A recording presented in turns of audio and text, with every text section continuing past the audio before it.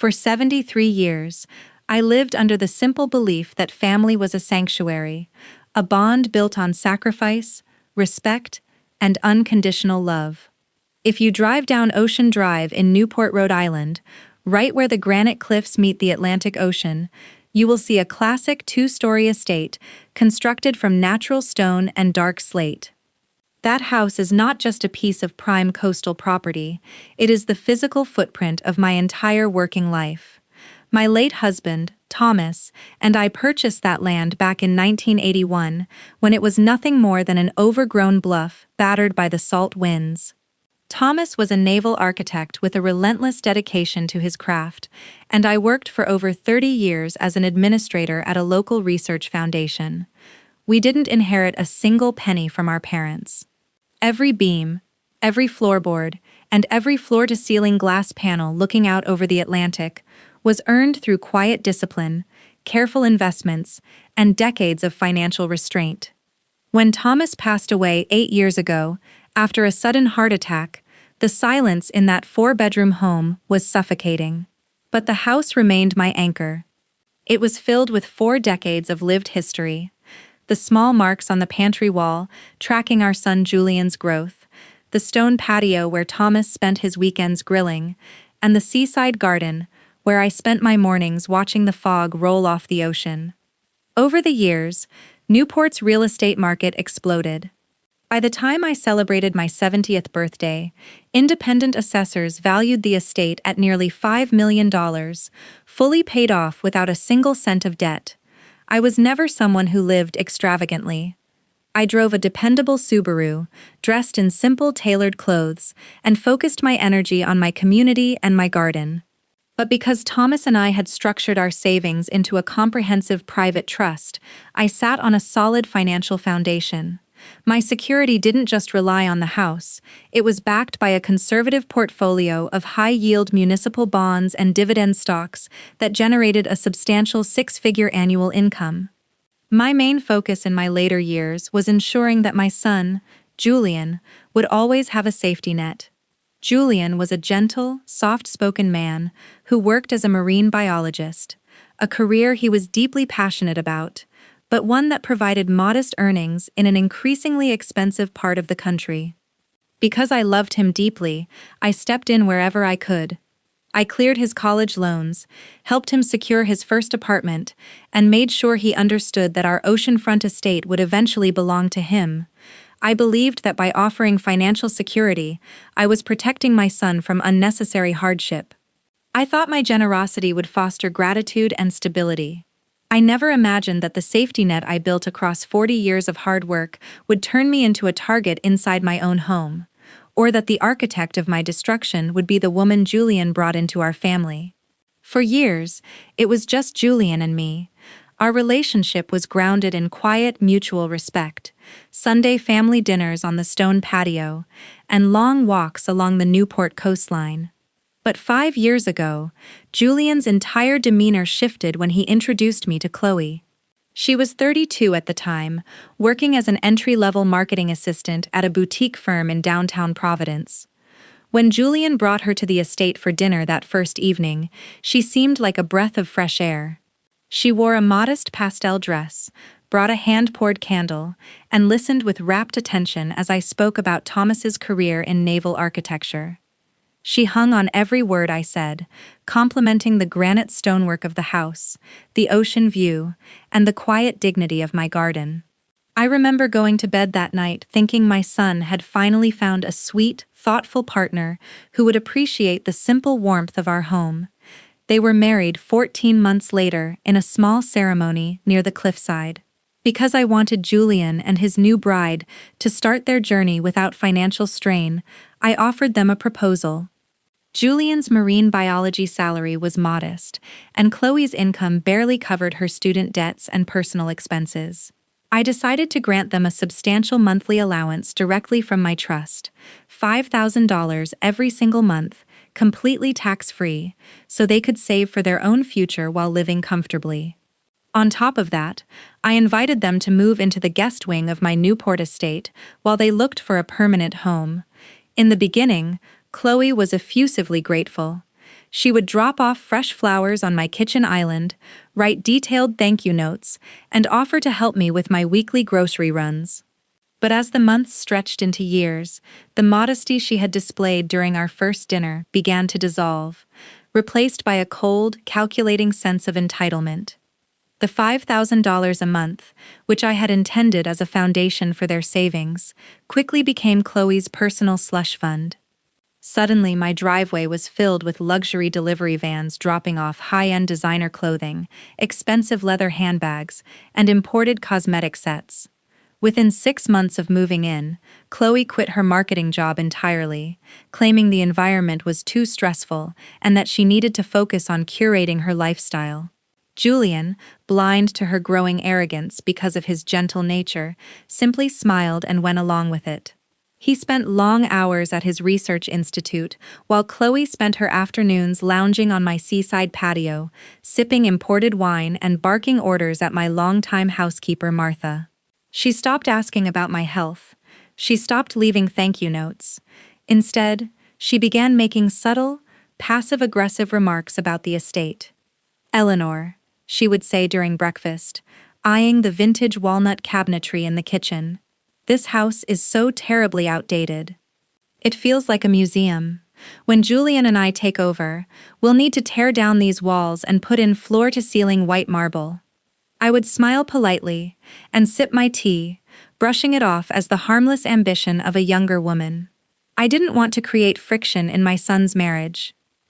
I told myself that she was just energetic, that she was merely dreaming about the future. I convinced myself that my financial support was keeping my son happy, and so I kept the monthly transfers active, month after month, year after year. I ignored the red flags. I ignored the way her eyes lingered on my antique jewelry box, the way she spoke to my staff like they were beneath her, and the way her polite smiles disappeared the moment Julian turned his back. I thought my generosity was buying harmony. I didn't realize I was funding the very weapon she planned to use against me. By the 3rd year of their marriage, the quiet dignity of my home had been entirely swallowed by Chloe's unrestrained vanity. The subtle comments she used to drop at the breakfast table escalated into open, dismissive hostility toward how I ran my life and my estate. It started with small, invasive boundary breaches. Chloe began treating my personal living quarters as her extended closet. I would return from my morning garden walks to find her rifling through my mahogany armoire, holding up my late mother's pearl necklaces against her neck in front of the mirror. When I gently reminded her that those drawers were private, she didn't apologize. She simply rolled her eyes, tossed the pearls onto the unmade bed, and muttered that I was being possessive over things I barely wear anyway. Her spending habits took an even sharper turn toward the ridiculous. The $5,000 monthly allowance I transferred to their joint account, money meant to secure a modest starter home for them, was wiped out within days of hitting their bank. My driveway became a showroom for her extravagance. She leased a brand-new, metallic white Range Rover with custom leather interior, boasting to her friends over brunch on my patio that Julian's family estate handles the overhead. When Julian brought up the idea of looking at suburban houses near his research institute, Chloe shut him down instantly and viciously in front of me. "Why would we buy a tiny 3-bedroom box in the suburbs when we live in a $5 million waterfront property?" she snapped, carelessly tossing her designer sunglasses onto my dining room table. "This house is our home now, Julian. Your mother is 73. She doesn't need all this space to herself."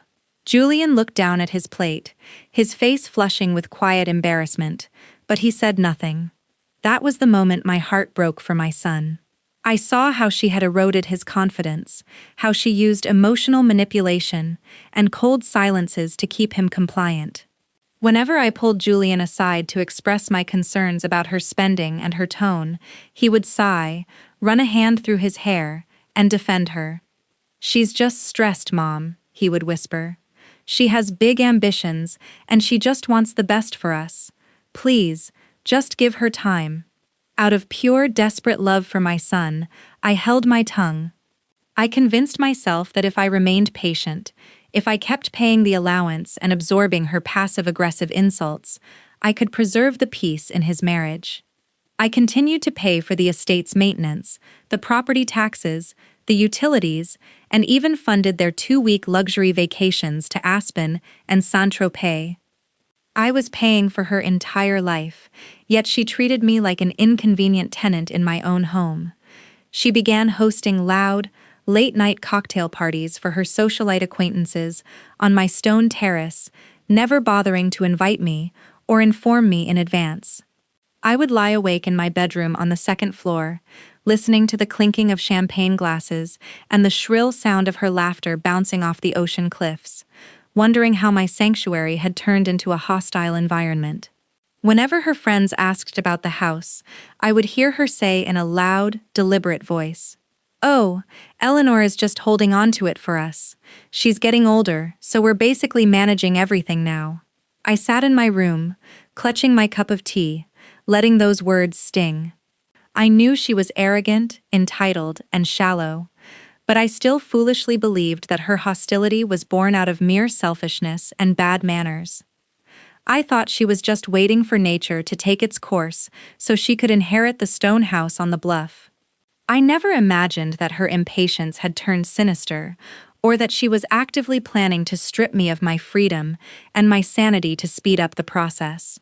It was a chilly, overcast Tuesday afternoon in early October. Julian was away on a 3-day research expedition off the coast of Cape Cod, leaving just Chloe and me in the house. I had spent the morning tending to my hydrangeas before the autumn frost set in, my hands covered in dark soil and my boots damp from the sea air. Around 2 o'clock, I walked inside through the mudroom, moving quietly toward the kitchen to pour myself a glass of warm water. As I stepped onto the hallway's hardwood floor, I heard Chloe's voice coming from the sunroom, the bright, glass-paneled space Thomas and I had built on the eastern wing of the house. Her voice wasn't its usual casual, breezy tone. It was sharp, focused, and laced with an icy businesslike calculation that immediately made me freeze in my tracks.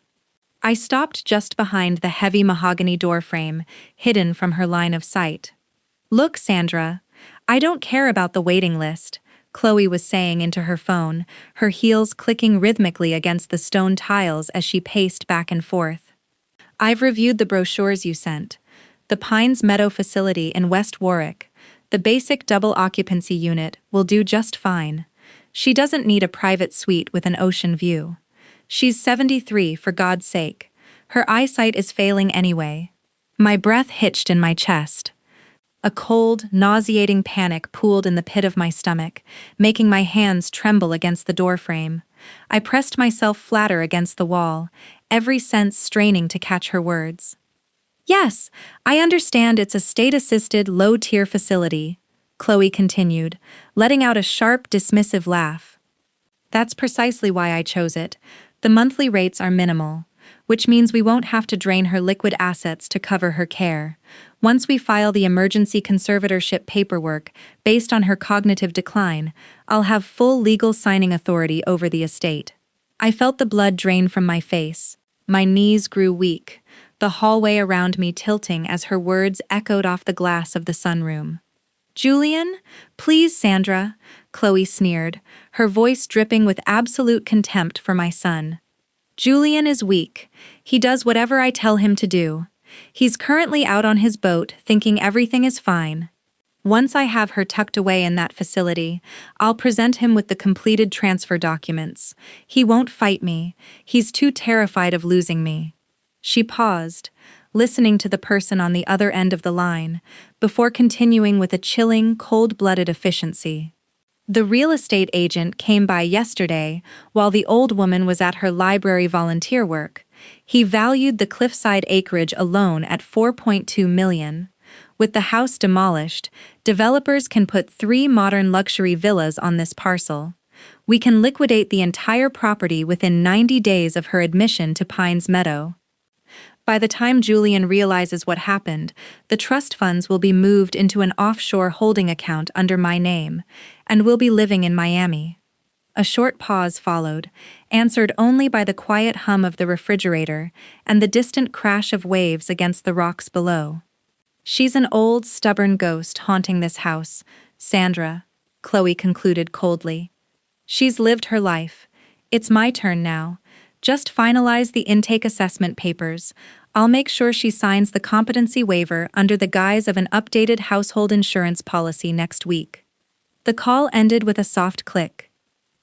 I heard her high heels tap across the floor toward the French doors leading out to the terrace, completely unaware that I had heard every single word. I stood frozen in the dim hallway for what felt like an eternity, my soil-stained gloves clutching my elbows, my heart hammering like a trapped bird inside my ribs. The girl I had welcomed into my home, the woman whose bills I had paid, whose luxury car I had funded, whose entire lifestyle I had sustained out of love for my son, she was actively planning to declare me incompetent, lock me away in a neglected low-tier nursing home, tear down Thomas's legacy, and rob us blind. The heartbreak was sharp, deep, and suffocating. Tears welled in my eyes, hot and bitter against the cold ocean breeze slipping through the entry door. But as I stood there in the quiet house Thomas and I had built with our own 4 hands, listening to the ocean that had been my anchor for 40 years, something inside me snapped. The grief died. The shock burned away. In its place rose a cold, crystalline stillness, a fierce, uncompromising clarity I hadn't felt in decades. They thought I was an old, helpless woman, waiting to be moved like a piece of unwanted furniture. They forgot that before I was a mother, before I was a widow, I was a woman who managed millions of dollars in research foundations with mathematical precision. Chloe wanted a war over my estate. She was about to find out exactly who owned it. I did not shed a single tear after I walked away from that doorway. Instead, I went upstairs to my master bedroom, locked the oak door behind me, and sat down at Thomas's mahogany roll-top desk. I took 3 deep, slow breaths, letting the cold air clear the fog from my mind. My hands were perfectly steady now. The trembling had stopped the exact moment I realized that kindness without boundaries is nothing more than self-sabotage. I opened the bottom drawer, unlocked the steel fireproof box, and pulled out the original documents for the Vance Family Trust. I laid them flat on the desk. For years, I had maintained a discretionary structure that allowed a monthly disbursement of $5,000 to Julian and his spouse, alongside an open authorization for Chloe to draw from an auxiliary credit line tied to my liquid accounts for household expenses. I had given her that access out of trust. She had used it as a weapon to finance her lifestyle while plotting my imprisonment.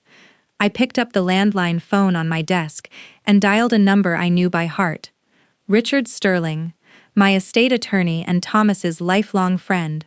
"Richard," I said, my voice calm, flat, and devoid of tremor. "I need an emergency meeting at your office tomorrow morning at 8 o'clock. Bring the trust instruments and the deed to the Ocean Drive property." Richard hesitated on the line, picking up on the tone in my voice immediately. "Eleanor, is everything all right with Julian?" "Julian is fine," I replied crisply. "However, the structure of my estate is not. We are making immediate, comprehensive alterations."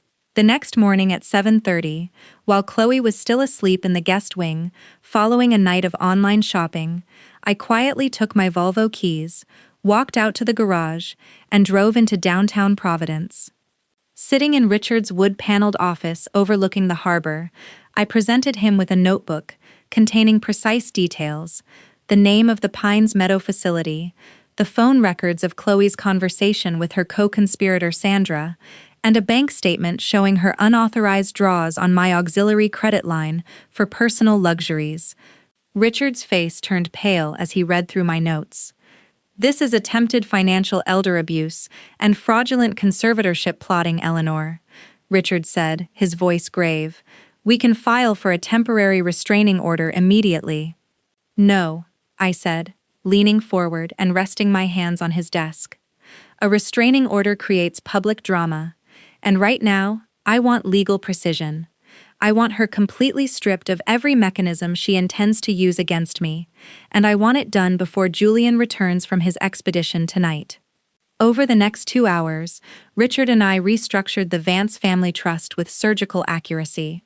First, we completely severed Chloe's name from every auxiliary account, credit line, and trust distribution clause. Not a single cent of my capital would ever cross into her hands again. Second, I revoked the monthly $5,000 allowance entirely.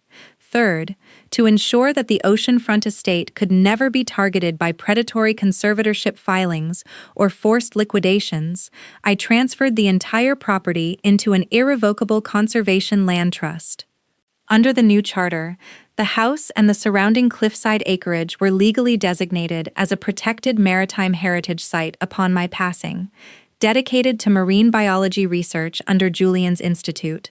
It could never be sold, subdivided, demolished, or commercialized by anyone, including Julian's spouse. Finally, I redirected the $60,000 annually that had previously funded Chloe's allowance into an independent, fully funded endowment, the Eleanor Vance First Generation Female Scholars Fund, providing full university tuition for young women pursuing degrees in mathematics and science. When I signed the final parchment with Richard's fountain pen, I felt no anger. I felt only the immense, quiet weight of absolute control returning to my hands. Chloe thought she was playing a game of chess against a defenseless old woman. She didn't realize I had just removed her king from the board before she even made her first move. When I returned to the estate late that afternoon, the sun was dipping low over the Atlantic, casting long, crimson shadows across the granite driveway. Julian's truck was parked near the garage. He had just gotten back from his research trip, exhausted, with his duffel bag resting on the entryway bench. As I walked into the grand living room, I found the two of them standing near the stone fireplace. Chloe was leaning against the mantel, holding a glass of white wine, her face fixed in a look of exaggerated, sugary concern. "Eleanor, where on earth have you been all day?" she asked, smoothing down her designer silk blouse with a practiced hand. "We were starting to get worried. At your age, driving alone into Providence without telling anyone isn't very responsible." Julian stepped forward, kissing my cheek gently. "Are you all right, Mom? You left your cell phone on the kitchen counter." "I am perfectly fine, Julian," I said calmly, taking off my coat and neatly hanging it in the closet. "In fact, I've had a remarkably productive day. I spent the morning at Richard Sterling's office." Chloe's hand froze mid-air, her wine glass halting just inches from her lips. The color in her cheeks noticeably drained, though she quickly tried to cover it with a sharp, forced laugh. "Richard, your estate lawyer?" she said, her voice tightening around the edges. "Why would you go see him without mentioning it to us, Eleanor? You know Julian and I handle those stressful administrative matters for you now." "You don't handle anything for me, Chloe," I replied, my voice cool, steady, and echoing softly in the high-ceilinged room. "And you never will again." I reached into my handbag and pulled out a manila envelope, placing it flat on the glass coffee table between us. Julian looked confused, reaching down to open it, while Chloe stared at the paper as if it were a coiled viper. "What is this, Mom?" Julian asked, turning the pages. "That is the official amendment to the Vance Family Trust," I said, looking Chloe dead in the eye. "As of 8 o'clock this morning, the $5,000 monthly allowance transferred to your joint account has been permanently terminated. All secondary credit cards issued in Chloe's name have been canceled and deactivated. Furthermore, the deed to this house has been legally placed into an irrevocable maritime conservation trust. It can never be sold, converted, or liquidated by anyone. Upon my death, it belongs strictly to Julian's Research Institute." Julian gasped, reading the legal stamps, but Chloe went completely rigid. Her face flushed a dark, furious red, the fake composure she had worn for years shattering into pure, unadulterated rage. "You old fool!" she screeched, slamming her wine glass down so hard on the mantel that the stem snapped, splashing wine across the stone. "You can't do this! You're losing your mind. Julian, look at what she's doing. She's mentally incompetent. She's destroying our future. We have rights in this house. You have no rights here, Chloe, I said, stepping closer to her, holding my ground until she was forced to look up at me. I know about Pines Meadow. I know about Sandra. I heard every single word of your phone call in the sunroom on Tuesday. Chloe gasped, her eyes widening in sheer, terrified shock as her mouth opened and closed without a sound. I know you plan to lock me away in a neglected state facility to steal this land, I continued, my voice dropping to a whisper that cut through the room like a razor. You thought I was weak. You thought I was helpless. But this house was built by people who worked, sacrificed, and protected what was theirs. You are a parasite, Chloe, and your free ride in my home ends today. Julian looked between the legal documents and his pale, shaking wife, the horrifying truth finally dawning on him as he realized the depth of her betrayal. The collapse of Chloe's carefully constructed illusion was swift, total, and absolute. Julian, finally seeing his wife through unclouded eyes, confronted her right there in the living room. The evidence was undeniable. When he demanded to see her phone and checked her email correspondence with the intake coordinator at Pines Meadow, the last remaining thread of her deception snapped. Overwhelmed by shame and anger at how she had manipulated his devotion, Julian told her that their marriage was over. Within 48 hours, he packed her designer luggage, set it on the driveway, and handed her a summons for divorce. Without my monthly $5,000 allowance, and with her credit lines abruptly severed, Chloe's artificial lifestyle exploded like a house of cards in a sea breeze.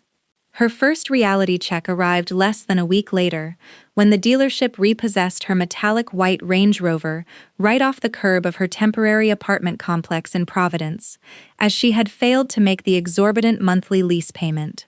To settle the massive pile of credit card debt she had accumulated over years of reckless luxury shopping, she was forced to sell off her designer handbags, jewelry, and wardrobe at a steep discount to consignment shops. Because she had quit her marketing job years prior to curate her lifestyle, her resume was barren.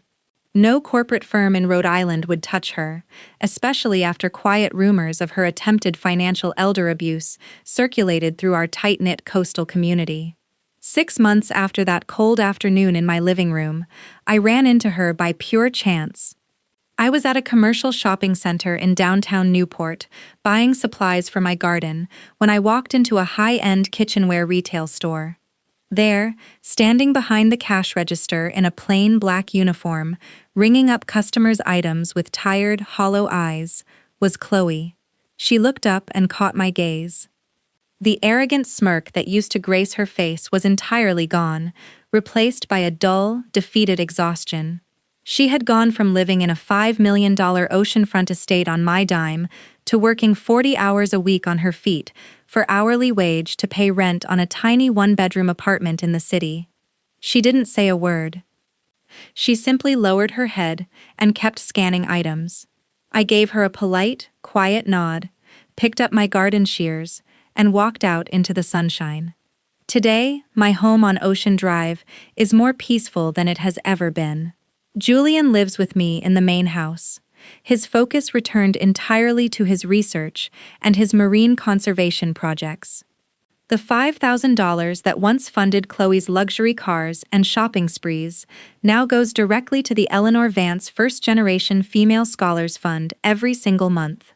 Just last week, I received a handwritten letter from our first scholarship recipient, a brilliant young woman from a low-income family who is now studying astrophysics at Brown University. As I sit on my granite porch every evening, watching the sunset light up the Atlantic waves, I am reminded that real power isn't about cruelty or greed. It's about knowing your worth, protecting your legacy, and never letting anyone mistake your kindness for weakness.